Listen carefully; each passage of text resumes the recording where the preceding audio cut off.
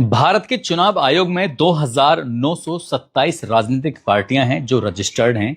जब जब चुनाव होते हैं तब तब ये राजनीतिक पार्टियां अपनी किस्मत आजमाती हैं और किस्मत आजमाने के बाद अपने विधायक, अपने सांसद, इस तरह से चुनाव करने के बाद उनको भेजा जाता है। वो राज करते हैं, शासन करते हैं, और जब कई बार सिस्टम में कुछ गड़बड़ियां हो जाती हैं, खामियां हो जाती हैं, तो कोई नई पार्टी जन्म ले लेती है। जब नई पार्टी जन्म लेती है तो वो अपने मैनिफेस्टो, अपनी शर्तें बताती है कि वो किस तरह से जनता के बीच में आएंगे, काम करेंगे और किस तरह से जो ये गंदगी फैली हुई है उस गंदगी का साफ सफाया करेंगे। ऐसे ही साल 2026 मई का महीना होता है और इसमें एक राजनीतिक पार्टी जन्म ले लेती है। सोशल मीडिया पर वो अपनी आमद दर्ज कराती है और जैसे सोशल मीडिया पर अपनी आमद दर्ज कराती है तो उसके बाद वो एकदम से ट्रेंडिंग बनने लगती है, चाहे वो एक्स हो या फिर सोशल मीडिया के अलग अलग प्लेटफॉर्म, फेसबुक हो, यूट्यूब हो या फिर इंस्टाग्राम हो। जहां देखो वहां अब इसी पार्टी की चर्चा हो रही है। चर्चा इस बात की भी हो रही है क्योंकि राजनीतिक पार्टी का जो नाम है उसे सुनने के बाद प्रथम दृष्टया हंसी ही आती है, क्योंकि कोई भी सुनेगा तो एकदम से हंसने लगता है। उस पार्टी का नाम है कॉकरोच जनता पार्टी। कॉकरोच का नाम सुनते ही एकदम हंसी इसलिए भी आने लगती है कि भारत निर्वाचन आयोग ने आखिरकार इस शब्द को कैसे मान्यता दे दी। क्या वाकई ऐसी कोई पार्टी है या नहीं है? क्या वाकई युवा इसमें जुड़ रहे हैं या नहीं जुड़ रहे हैं? क्या है इसके पीछे की पूरी कहानी? खासकर ये पार्टी बेरोजगार युवाओं के लिए बनाई गई है। उनकी कुछ शर्तें रखी गई हैं और शर्तों के साथ जो भी शर्तें पूरी कर सकता है वो उससे जुड़ सकता है, और जुड़ने वालों की तादाद लगातार बढ़ती चली जा रही है। एक तरह से कह सकते हैं कि कॉकरोच जनता पार्टी का तूफान आया हुआ है। उस तूफान में बहुत सारे लोग हैं जो शामिल होना चाहते हैं।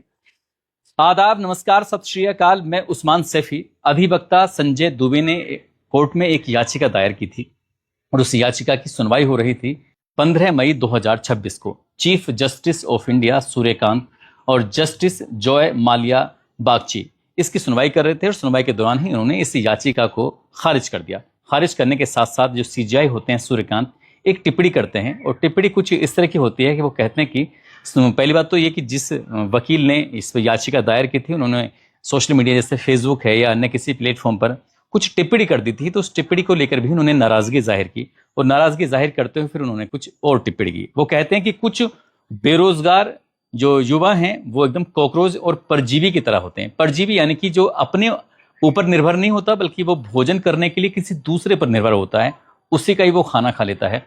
ऐसे ही कॉकरोच और परजीवी की तरह होते हैं। ना तो उन्हें रोजगार मिलता है और ना ही वो अपने जो खुद का पेशा होता है उसमें कहीं भी सटीक बैठ पाते, उन्हें जगह नहीं मिल पाती। इनमें कुछ तो मीडिया में चले जाते हैं, कुछ सोशल मीडिया पर, तो कुछ इसमें आरटीआई के एक्टिविस्ट बन जाते हैं, और उसके बाद ये सिस्टम के अंदर जाने के बाद उस पर सिस्टम पर लगातार हमले पर हमला करते रहते हैं। बस इतना था कि ये जो बयान होता है सीजीआई का वो सोशल मीडिया पर बहुत तेजी के साथ वायरल हो जाता है। सोशल मीडिया ही नहीं बल्कि इलेक्ट्रॉनिक मीडिया हो या प्रिंट मीडिया हो, सभी ने इस बात को प्रमुखता से प्रकाशित भी किया, प्रमुखता से दिखाया भी। अब इसके बाद सीजीआई की चीफ जस्टिस ऑफ इंडिया ने इसमें सफाई दी। उन्होंने कहा कि मेरा जो मतलब था वो बेरोजगार युवाओं के लिए तो बिल्कुल ही नहीं था, मतलब था उनके लिए जो फर्जी डिग्री का इस्तेमाल कर सिस्टम को सड़ाने की कोशिश करते हैं। बस मेरा टारगेट वो थे, ये बेरोजगार युवा बिल्कुल भी नहीं थे। लेकिन तब तक ये बात करते तब तक तो कहानी बहुत आगे बढ़ चुकी थी, हर जगह इसी के बारे में चर्चा हो रही थी। अब खासकर ये दौर जो चल रहा है, इस दौर के अंदर सोशल मीडिया पर बहुत सारी खबरें तैर रही थी। जैसे हाल ही में नीट की परीक्षा का जो प्रश्न पत्र था वो लीक हो जाता है और 2 मिलियन से ज्यादा लोग, करीब करीब 22 लाख स्टूडेंट जो होते हैं वो इसको लेकर बड़ा परेशान रहते हैं। 22 लाख स्टूडेंट से ज्यादा उनके जो परिवार के लोग होते हैं वो भी परेशान हैं, क्योंकि उनके परिवार के लोगों ने, बच्चों ने पूरे साल मेहनत की है ताकि नीट की परीक्षा क्वालिफाई कर दें, और लोगों ने पैसे के बल पर, रसूख के बल पर उस प्रश्न पत्र को चोरी कर लिया। इस बात को लेकर भी सोशल मीडिया पर बहुत ज्यादा उबाल था। और यही नहीं, नीट ही नहीं बल्कि कई और भी परीक्षाएं होती हैं, जैसे राजस्थान में हो, उत्तर प्रदेश में हो या फिर बिहार में हो, कई प्रदेशों में परीक्षाएं होती हैं, उससे पहले ही इनका प्रश्न पत्र लीक हो जाता है। इस बात को लेकर कई बार सड़कों पर भी छात्र छात्राएं उतरे हैं, कई बार इस बात को लेकर विरोध प्रदर्शन भी हुए हैं, बवाल भी हुए हैं। फिर एक कॉकरोच जो शब्द आता है बेरोजगार युवाओं के लिए, तो ये कहीं ना कहीं दिमाग में घर कर देता है, दिल में एकदम से अटैक करता है और ये परेशान करता है। ऐसे ही एक युवा है जो कि इसका जो रहने वाला है महाराष्ट्र प्रदेश के औरंगाबाद का एक संभाजी नगर लगता है, वहां का रहने वाला, जिसकी उम्र लगभग 30 साल के आसपास होती है। नाम उसका अभिजीत दिप्के होता है।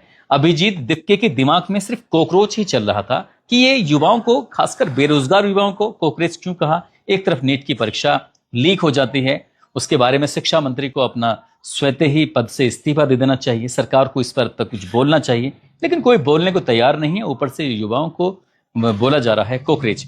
वो जो युवक है जिसका नाम अभिजीत दिप्के है, उसने पुणे से जर्नलिज्म की पढ़ाई की थी और जर्नलिज्म की पढ़ाई करने के बाद पोस्ट ग्रेजुएट करने के लिए वो सीधे अमेरिका पहुंच जाते हैं, बोस्टन यूनिवर्सिटी में। और वहां पढ़ाई करने के बाद जब इंडिया आते हैं तो उन्होंने साल 2020 से साल 2023 तक आम आदमी पार्टी के सोशल मीडिया टीम का वो हिस्सा बन जाते हैं, काम कर रहे थे और इनके दिमाग में लगातार ये कॉकरोच चल रहा था। तभी इन्होंने कॉकरोच जनता पार्टी .org इस नाम से डोमेन खरीदा और डोमेन खरीदने के बाद एक वेबसाइट बनाई और वेबसाइट बनाने के बाद उसको लाइव कर दिया। और उसका टैगलाइन जो दिया था, उन्होंने कहा कि आलसी और बेरोजगार युवाओं की आवाज, यानी कि आलसी और बेरोजगारों की आवाज, उन्होंने एक टैगलाइन दिया। ये बात उन्होंने मजाक से शुरुआत की थी और मजाक से शुरुआत जब करते हैं तो उसके बाद फिर इनका जो व्यंग था, उनकी जो कुछ हंसी उड़ाना था, वो सिस्टम को लेकर था। जैसे बेरोजगारी को लेकर उनकी मजाक उड़ाना था सरकार का, सिस्टम का।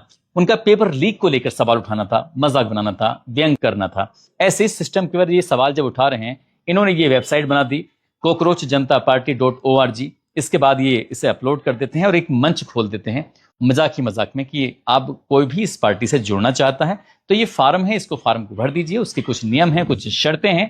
और साथ ही उन्होंने इंस्टाग्राम पर भी अपना एक अकाउंट बना दिया इसी नाम से, यानी कि कॉकरोच जनता पार्टी के नाम से अकाउंट बनाने के बाद उसको एकदम फ्री छोड़ देते हैं। और फ्री छोड़ने के बाद जब ये अकाउंट, चाहे वो इंस्टाग्राम का हो या ये इनकी वेबसाइट का हो, जब ये वायरल होने लगता है तो उन्हें खुद को यकीन नहीं हो रहा था कि जिन्होंने काम किया है वो इतनी तेजी के साथ पूरे भारत ही नहीं बल्कि पूरी दुनिया भर में इसको लेकर चर्चा शुरू हो जाएगी। महज 48 पोस्ट करते हैं और ये सिर्फ 2 लोगों को फॉलो करते हैं जो कॉकरोच जनता पार्टी होती है, और कुछ ही घंटों के अंदर 52 लाख लोग उससे जुड़ जाते हैं। 52 लाख जो बेरोजगार युवा होते हैं वो उससे जुड़ जाते हैं और इसी बात को लेकर चर्चा भी शुरू हो जाती है। इनकी पार्टी की सदस्यता लेने वालों की संख्या 70,000 से ज्यादा बन जाती है। अब इतना था सोशल मीडिया पर इस बात को लेकर तो खैर चर्चा होना शुरू हो जाती है, फिर लोगों में एक आवाज भी उठने लगी। अब चाहे अखबार हो, सोशल मीडिया के अलग अलग प्लेटफॉर्म हो, कॉकरोच जनता पार्टी को लेकर चर्चाएं जब शुरू हो जाती है तो यहां से हमने भी जानने की कोशिश की कि आखिरकार कॉकरोच जनता पार्टी क्या है। तो ये सदस्यता लेने के लिए उन्होंने एक अनोखी शर्त रखी और अनोखी शर्त कुछ ऐसी होती है कि जो इसमें सदस्यता लेगा वो व्यक्ति बेरोजगार होना चाहिए, या तो मजबूरी में हो या अपनी मर्जी से हो, लेकिन बेरोजगार होना चाहिए। वो कहते हैं कि शारीरिक रूप से पूरा आलसी होना चाहिए, यानी कोई काम धाम बिल्कुल ना करता हो, जहां देखो वहीं पड़ा रहे, इस तरह की शर्त होती है। वो कहते हैं कि कम से कम दिन में, यानी कि 24 घंटे में 11 घंटे वो सोशल मीडिया पर अपना समय बिताता हो, चाहे वो फेसबुक देखता हो, चाहे वो यूट्यूब देखता हो, चाहे वो इंस्टाग्राम चलाता हो, चाहे वो एक्स चलाता हो, लेकिन 11 घंटे कम से कम समय देने वाला हो, वो इसकी सदस्यता ले सकता है। वो कहते हैं कि प्रोफेशनल तरीके से सोशल मीडिया पर अपनी भड़ास निकालता हो। जब जब वो, जैसे नीट की परीक्षा है या कुछ सिस्टम के खिलाफ कोई बात होती है तो एकदम गुस्से में आने के बाद उस पर अपनी भड़ास निकालने की ताकत रखता हो, शक्ति रखता हो। ये अगर सदस्यताओं की शर्तों को पूरी कर सकता है तो सदस्यता ले सकता है। बस सदस्यता की जब बात आती है तो फिर तो बेरोजगार युवाओं की भीड़ लग गई, क्योंकि अंबार लग गया और देखते ही देखते कुछ ही घंटों में 52 लाख से ज्यादा इंस्टाग्राम से जुड़ जाते हैं। 70,000 से ज्यादा उसमें पार्टी के लिए रजिस्ट्रेशन भी अपना कर लेते हैं। अब इनका जो घोषणा पत्र है, वो घोषणा पत्र अपना आप में इतना रोचक होता है। बात भले ही मजाक में कही गई थी, लेकिन घोषणा पत्र ने बहुत बड़ी संख्या में लोगों का ध्यान अपनी तरफ खींचा। उसमें कुछ ये शर्त रखते हैं, वो कहते हैं कि न्यायाधीशों पर रोक। ये जो पॉइंट है, न्यायाधीशों पर रोक, खासकर जब जज रिटायर्ड हो जाते हैं, जैसे मुख्य न्यायाधीश होते हैं, रिटायर हो जाते हैं, तो कई पार्टियों की तरफ से इनाम के तौर पर उनको राज्यसभा का सीट दे दी जाती है। राज्यसभा के साथ साथ कोई राजनीतिक में बड़ा पद दे दिया जाता है। तो कहते हैं कि अगर हमारी पार्टी मैदान में आती है और जो भी हमारे से जुड़ेगा तो हम जो जनता के लिए काम करेंगे, तो ये न्यायाधीशों का जो काम होगा, हम किसी भी कीमत पर ऐसे न्यायाधीश को, यानी कि ना तो राज्यसभा सांसद बनने देंगे और ना ही किसी राजनीतिक पद पर उन्हें जाने देंगे, पहले से ही उनको रोक लगा देंगे। ऐसे ही चुनाव आयोग पर भी जवाबदेही तय करते हैं। वो कहते हैं अपने घोषणा पत्र में, यदि किसी वैध नागरिक का वोटर लिस्ट से काटा जाता है तो मुख्य चुनाव आयुक्त को UAPA के तहत गिरफ्तार किया जाए, क्योंकि वोटिंग का जो अधिकार, छीनने का अधिकार है, वो किसी आतंकवाद जैसी घटना से कम नहीं है।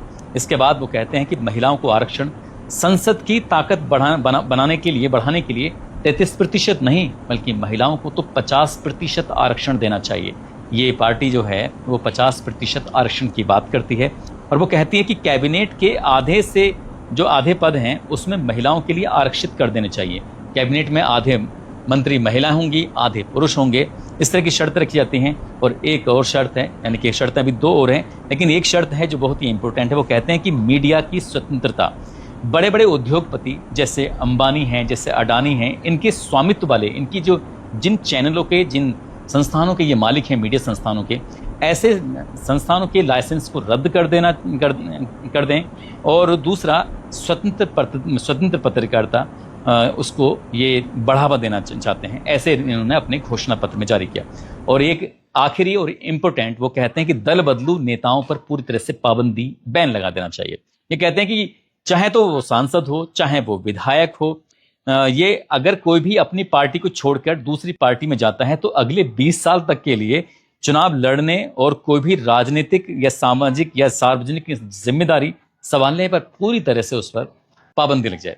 जब इस तरह का मैनिफेस्टो होता है, इस तरह के सदस्य लेने की शर्तें होती हैं, तो ये शर्तें, ये मैनिफेस्टो जो होता है वो खासकर बेरोजगार युवाओं को बहुत ज्यादा अट्रैक्टिव करता है। इसी बीच में जिसने पार्टी बनाई है, अभिजीत दिपके, वो मीडिया में आने के बाद, सोशल मीडिया में आने के बाद वो एक वीडियो बनाते हैं। वीडियो बनाने के बाद कहते हैं कि नीट का पेपर जिस तरह से लीक हुआ है, उस तरह से शिक्षा मंत्री को अपनी जिम्मेदारी लेनी चाहिए। जिम्मेदारी लेने के बाद वो स्वतः ही अपने पद से इस्तीफा दे दें, और इस्तीफा देने के बाद फिर एक ईमानदारी के साथ काम होना चाहिए।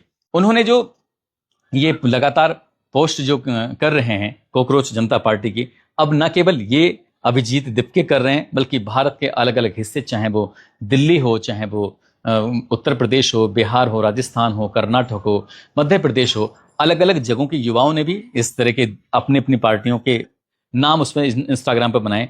बड़ी संख्या में, मतलब यह कह सकते हैं कि करोड़ों की संख्या में लोग इसे देख रहे हैं, जानना चाहते हैं कि कॉकरोच जनता पार्टी का मतलब क्या है, आखिरकार ये करना क्या चाहती है।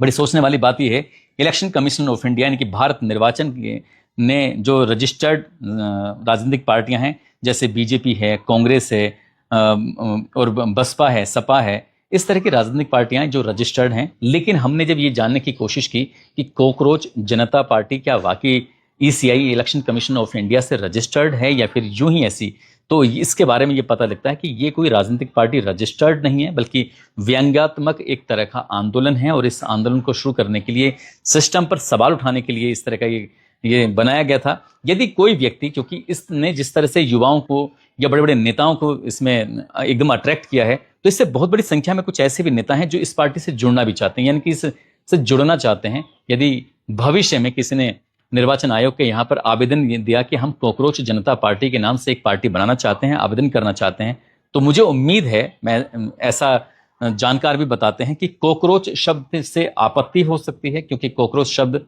कि ये सही नहीं है, इसलिए आपत्ति हो सकती है, और इस नाम की शायद मान्यता कभी भी ना मिल पाए। यदि लेने की किसी ने कोशिश भी की, लेकिन जिस तरह से ये बहुत तेजी के साथ वायरल हुआ है, जिस तेजी के साथ लोगों की जुबान पर आया है, लोगों की नजरों में आया है, इस हिसाब से अगर ये सचमुच इस पार्टी को मान्यता अगर मिल गई, तो जो बड़ी बड़ी पार्टियां हैं वो एक तरफ धूल फांकती नजर आएंगी, और ये युवाओं की ही नहीं, हर वर्ग में इसका अपना नाम होगा। और फिर देख लेना, इसके सांसद भी होंगे, विधायक भी होंगे। ये कल्पना मात्र है, ये बात पूरी नहीं हो सकती, लेकिन कहीं ना कहीं हजारों पोस्टों ने जो युवाओं कर रहे हैं, उससे दिख रहा है कि सिस्टम के प्रति किस तरह की नाराजगी बनी हुई है। दोस्तों, इस पूरे घटनाक्रम को सुनाने का उद्देश्य किसी को परेशान करना नहीं है, किसी का दिल दुखाना नहीं है, बल्कि आपको जागरूक करना है, आपको सचेत करना है, और जाते जाते ये भी बताना है कि जिस तरह से एक युवक ने बैठे बैठे अचानक से उसके दिमाग में ख्याल आया, और उसको ये नहीं पता था कि वो इतनी तेजी के साथ वायरल हो जाएगा, विकिपीडिया उसको एकदम जगह दे देगा।